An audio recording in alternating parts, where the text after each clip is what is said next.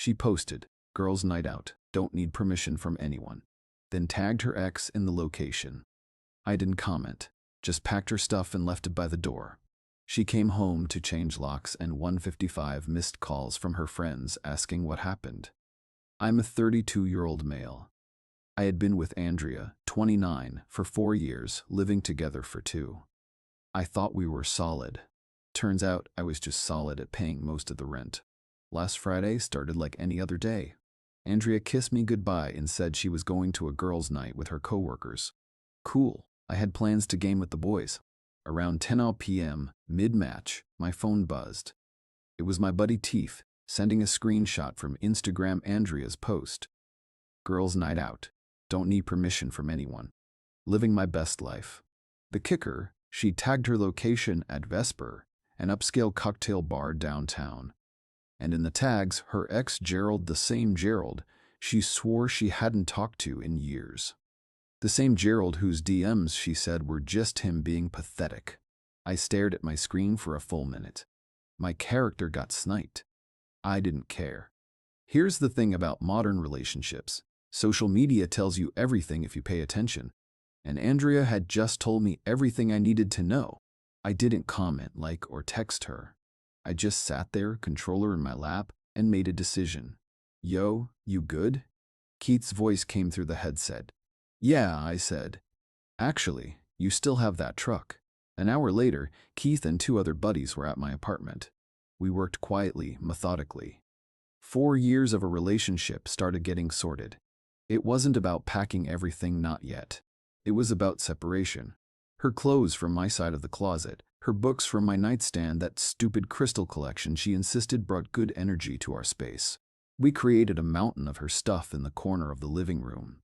Her yoga mat, her coffee maker, the fancy one, she had to have everything. I left her essentials in place for the morning, toiletries, her work clothes for Monday, her laptop. I'm not a monster, but the message needed to be clear.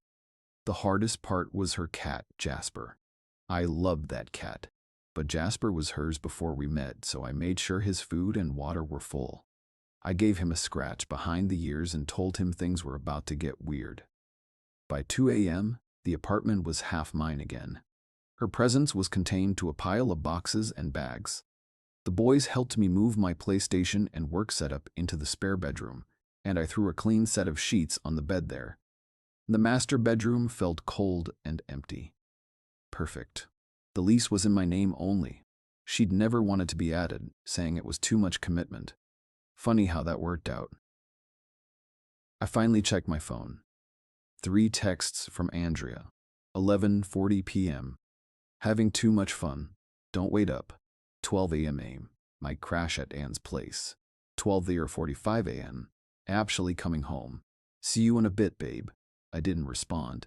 Instead, I called my cousin, a paralegal. Woke him up. He owed me one. I explained the situation. She'd lived here 2 years but wasn't on the lease. Don't change the locks. Not yet, he warned. That's an illegal eviction. She has tenant rights. You need to give her formal notice. 30 days is standard. I typed up a formal, legally sound notice to vacate, citing the end of our verbal month-to-month tenancy. Then I typed a second, simpler note. Andrea, your things have been gathered. As we are no longer in a relationship, I am formally ending our tenancy agreement. A legal 30-day notice to vacate is on the counter. Your last month's portion of rent, $900, is in the envelope with it. I will be sleeping in the spare room for the duration of the notice period. Please respect my privacy. Don't contact me except for arrangements regarding the move. Ethan. I put the note on her pillow, went to the spare room, locked the door, and for the first time in months, slept like a baby. Update 1. I woke up to 47 missed calls, 19 from Andrea starting at 6 a.m. The rest were from her friends, her sister, even her mom. I didn't answer, but the texts were a masterpiece of manipulation. What the?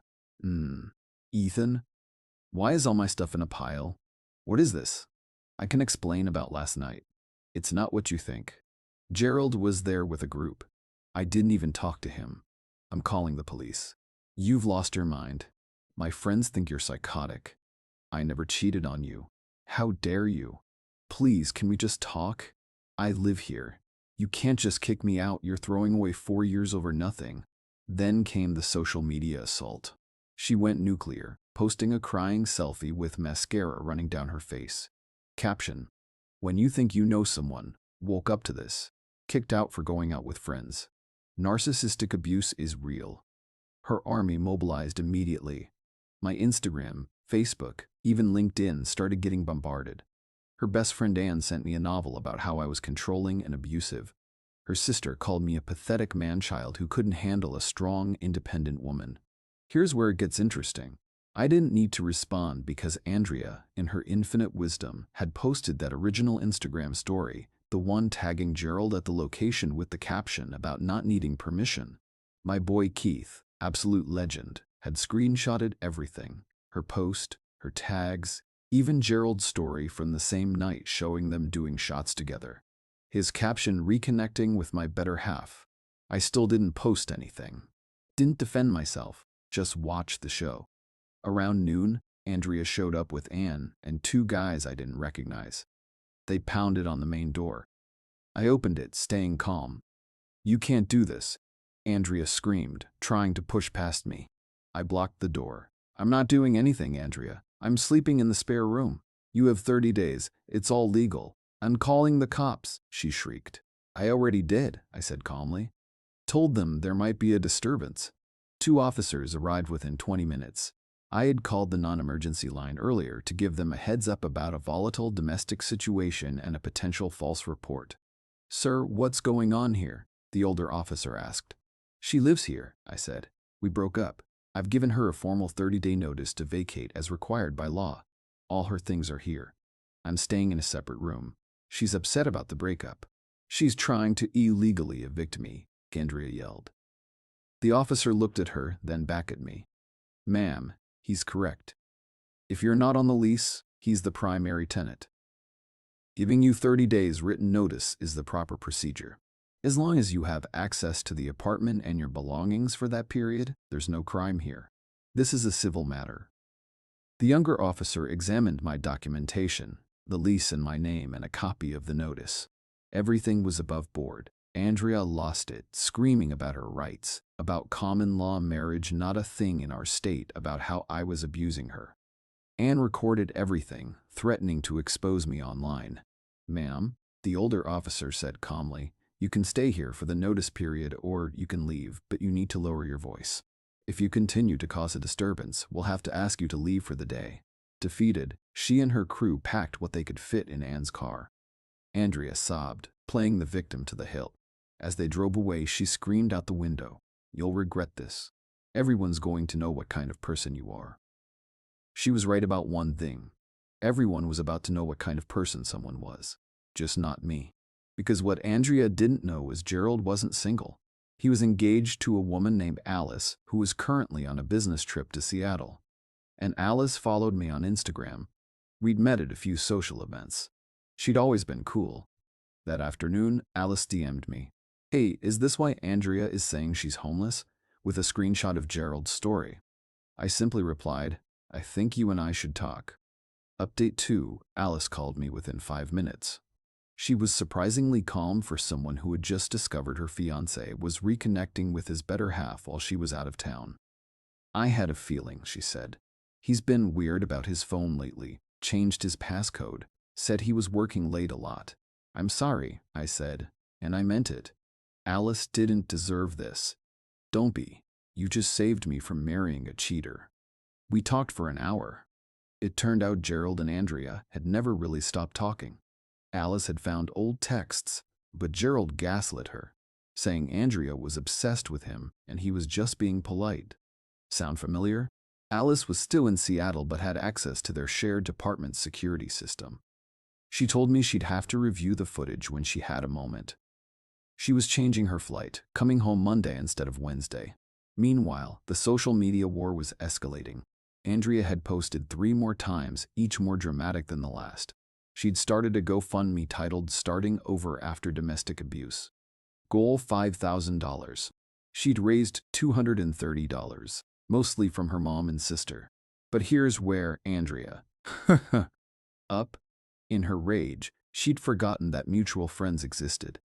And those mutual friends had been at Vesper that night. My phone rang. It was Roger, a friend from my gym who bartends at Vesper. Bro, I can't send you anything official. I'd get fired. But I'm telling you, your girl was here last night with that Gerald dude all over each other. He sent me a photo of the security feed from his phone. It was blurry as hell, but it was them. She paid too. The bill was almost $300. The timestamps showed 10,017 p.m.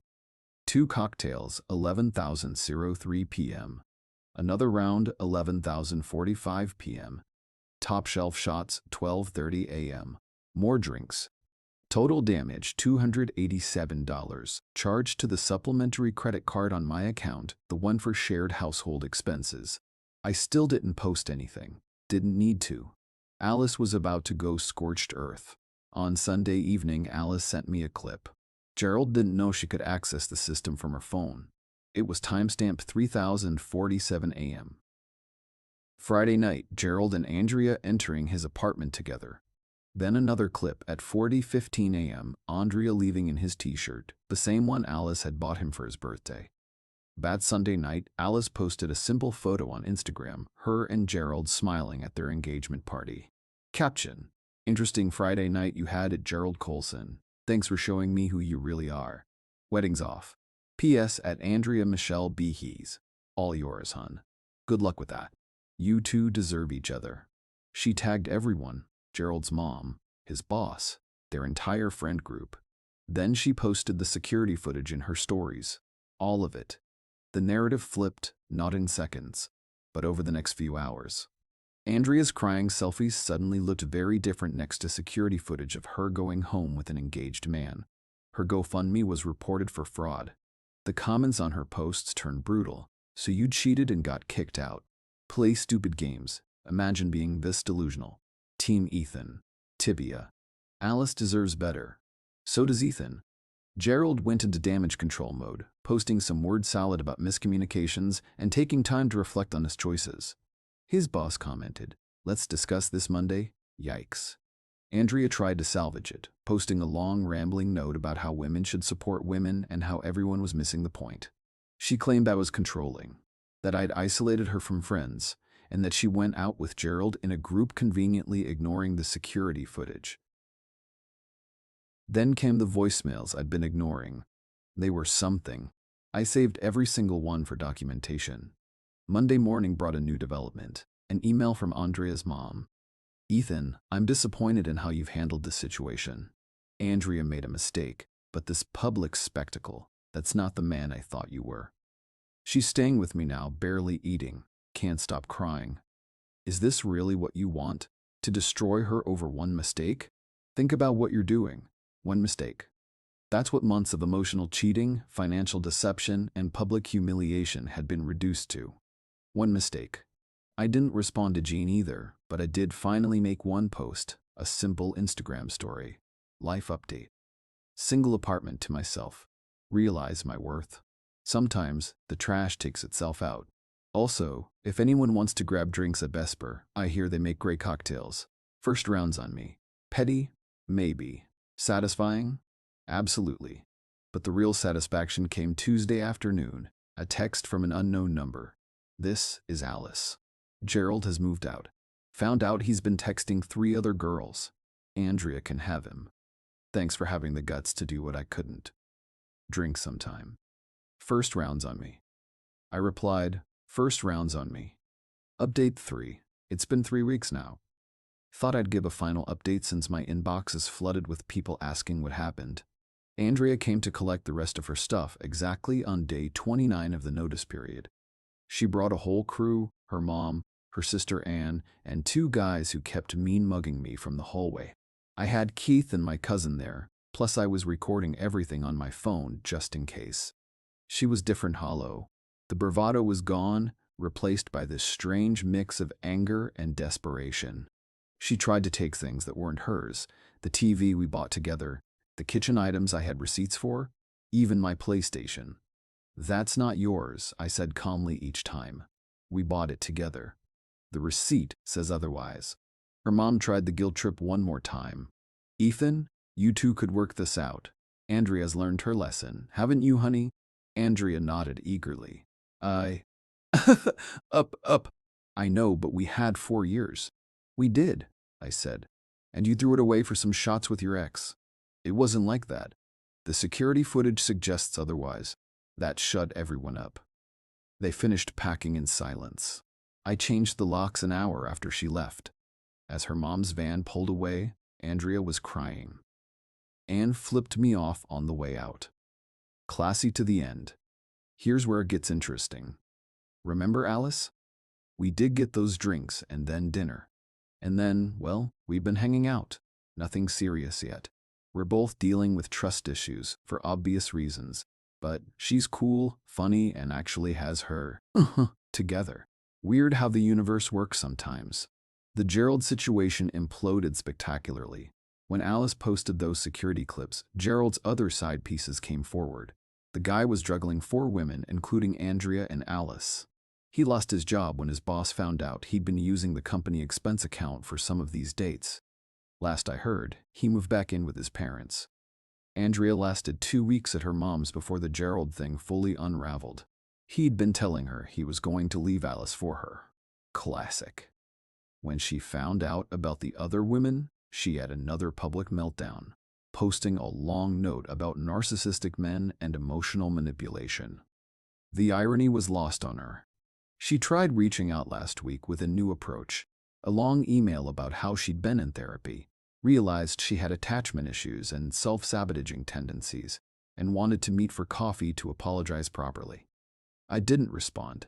Her GoFundMe got taken down after multiple reports, and she had to return the money. The narcissistic abuse narrative died when enough people who were at Vesper that night confirmed in the comments that they saw her and Gerald all over each other. Hard to claim abuse when you're on video grinding on your ex. My favorite part, Andrea's LinkedIn. She updated it to say she's taking time to focus on personal growth and healing. Translation: unemployed. Apparently, showing up to work hungover and crying for 2 weeks straight isn't great for job security. Who knew? Meanwhile, I'm thriving. The apartment feels like mine again. Been hitting the gym consistently. Got a promotion at work. Turns out not being stressed about your relationship does wonders for productivity. A week after she moved out, Andrea texted me asking if I could watch Jasper for a while, as her mom's allergies were bad and she couldn't afford the pet deposit on the room she was renting. I told her to bring him over. He seems happier too. People keep asking if I regret how I handled it, if I should have talked to her first, given her a chance to explain. Here's the thing, there was nothing to explain. She made a choice. Posted it publicly, tagged him, literally announced to the world that she didn't need permission from anyone while cheating on me. The disrespect was so blatant, so public, that any conversation would have been her trying to gaslight me into accepting it. Sometimes the best response to disrespect is simple. Remove yourself from the equation. No drama, no big confrontation. Just serve the papers and get your life back. Oh, and for everyone asking, yes, I kept the receipts, all of them. The credit card statements showing she spent my money on dates. The screenshots of her telling friends I was boring and she missed the excitement of her ex. The video of her admitting to Anne that she'd been texting Gerald since January. But I never posted any of it. Didn't need to. The truth has a funny way of coming out on its own. Last thing, yesterday, I ran into Andrea's co-worker at the grocery store. She pulled me aside and said, "Just so you know, we all knew she wasn't subtle about it. We tried to tell her she was being stupid, but she shrugged. Some people have to learn the hard way." Yeah, they do. Anyway, that's the update. Life's good. Apartment's clean. Jasper's happy. I can watch whatever I want on TV without someone complaining that true crime documentaries are too depressing. To everyone in similar situations, trust your gut. Know your rights. Don't let anyone gaslight you into thinking you're crazy for having boundaries. And remember, when someone shows you who they are, believe them the first time. Peace out.